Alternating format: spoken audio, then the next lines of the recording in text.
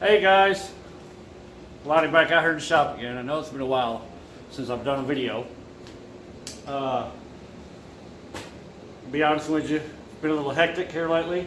I've not had any time to work on any of my projects, but I am on vacation this week and I'm gonna try to get some of my projects done, or at least closer to being done. With that being said, as you can see, I'm spinning around here.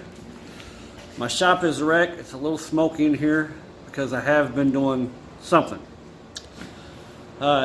It's regard of the belt sander that I'm building. It's 2x72. Most of you all that's watched my videos know that I've built that one. All it needs is a motor, the tensioning arm back here, right here, and the wheels. Then that one's ready. You know that I started building one like Jeremy Schmidt on YouTube. I bought his plans. I recommend if you want to tackle something like this, it is pretty heavy duty scale. So I'll just be honest with you, it's not for the faint of heart. This has been one of the most difficult things I've built. I am using a treadmill motor. I'm using the VFD, you'd call it, I guess. Basically, it regulates how fast the motor goes. Right now, I'm trying to build a tool arm or tool table for this. The plans call for some measurements, and I'm trying to grind down some half-inch thick steel plate there that I've cut. The grinder works perfect. I borrowed the steel plate, the table, from the one that I built over there. So what we're doing is I cut this out on the plasma, rough cut, and I stuck it in the grinder here. I've been sanding it down. I've got the top of the edge right here, perfect where I need it. And as you can see, there's a line right there I've got scribed. I've got to grind that all the way down to that line, all the way across. I've got my parts made to make my the tool thing here. I've got to have this piece. I've got to drill 2 holes in it. I've got this piece. This is where the tool arm will slide up and down. I'll have a bolt and a nut welded. I'll have a nut welded here and a bolt. That way, whenever I raise the arm up, I can or the table, I can tighten that bolt down and it'll keep the table where I need it. But anyhow, I'm gonna try to get some footage of me grinding on some of this. So bear with me here.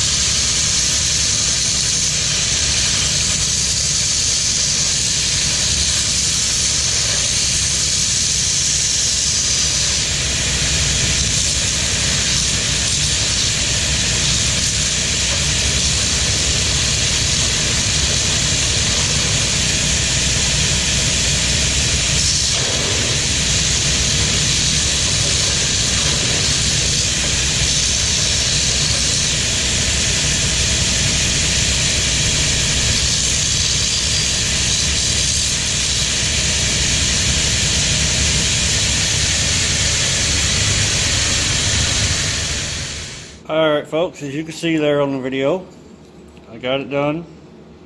Got it all the way down to that line I was needing. I got it 45. So now I can go ahead and finish getting this all put together and get it welded up. Alright guys, I think I've got it done. I'll spin you around here in a second and I'll show you what I've gotten done. But this is in no way trying to say that this is just as good as Jeremy's was or is, because it's not. Mine's not perfect, but for what I'm going to use it for, it'll work.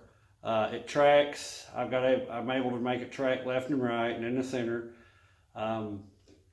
It's working good enough for me. I'll spin you around here now and I'll show you what I've done. Alright, that's it in its entirety. I put a little bit of tape around my wheel right here to help it track in the center. That is helping it. The table is 12 inches wide by 8 inches, or should I say 12 inches long, or whatever, by 8 inches. 12 by 8, yeah, there you go. You can see how I built it down here. I can loosen up this bolt. I can raise this table up or down. When it's in the vertical, the sideways position, I'll have to raise the table up a little. And if I want, I can leave it right there where it's at. Like when it's sideways, I can set it and leave it for both vertical and horizontal. I have been playing around with it. Piece of metal I've been playing with started out like this. It's a piece of cold rolled steel. And here's what I've done. You can see how shiny it is. And it is really, really, really smooth. I know you see the scratches, but this is 600 grit. It's taking the scratches out. I've also got 800 grit, which is even finer, so it'll make it even shinier, but I was just goofing around. This is a scrap piece of metal. I know you see all the scratches in it, and you can feel them with your fingernail, but like with your hand, it's real smooth. I'm going to use this for everyday purpose. The next thing I'll be doing is getting all of my stuff wired. I've got the speed controller wired already. I can barely turn it and it kicks on, as you see. And the more I go,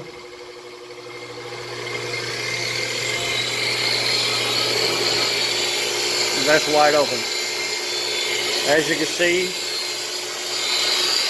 I don't really have any belt bounce or anything. I don't have no rattling. It's doing great. I'm happy with how it came out. Like I say, I built it myself. I did follow Jeremy's plans, and I would recommend, if you want to build something like this, to go buy his plans. Cheap and well worth it. I just shut it back off. I turned it all the way down. The next thing I'm going to do is, I've got an RPM tool right here. I got to figure out a way to bring it over and make it mount over here.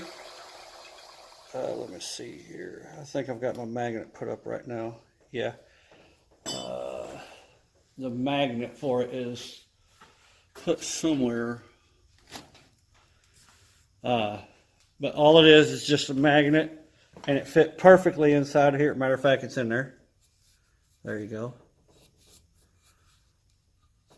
Right there. That's the magnet for it.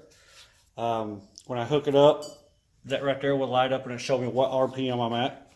So with a lot of these, if you unplug them, it resets the RPM. In other words, you have to shut this all the way off and then turn it back again just for it to start running again. If you've got it, like I'll show you right here. Okay. Now I'm not going to mess with that. All I'm going to do is unplug this. I've got my hand on it right here. I'll swing it around here. I'm going to unplug it. Alright. As you can see, it is unplugged. Right there. Now all I'm going to do is plug it back up. And you'll see it did not start back up because it's got a safety system. You have to turn all the way back off and then start it back up. But I'm going to do away with that. I know a trick to where I can set it to whatever RPM I want, and I'll have a button here. I'll just push the button and it'll kill the whole motor. And then when I come back, I can push that button again and it'll go back to the exact RPM that I left it at. I will show you how to do that later, but it's pretty late tonight, so I'm going in the house. Thank you all. Sorry I've been away, but you know, life, work, family, it happens. Family comes before all this stuff. Thank you guys. I do have a Patreon account if you want to help me out, help support me on some of these projects.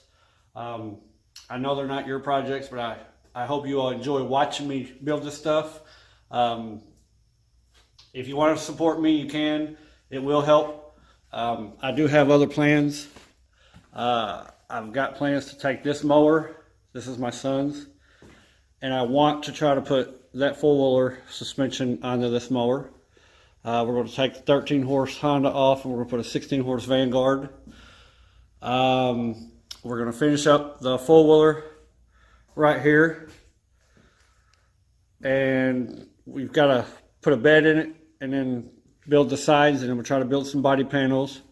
I'm going to do my best.